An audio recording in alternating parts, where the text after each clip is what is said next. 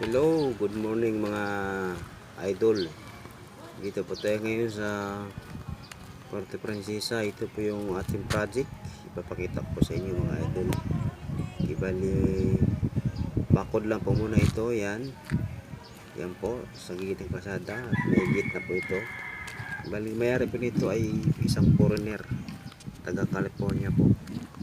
Bali, bakod lang po muna ang inuna natin. Sunod po nito ay bahay na. Ito po, tapos na po itong pagbabakod namin. Pintura na lang kulang. Yan na po, gilid po ng bakod.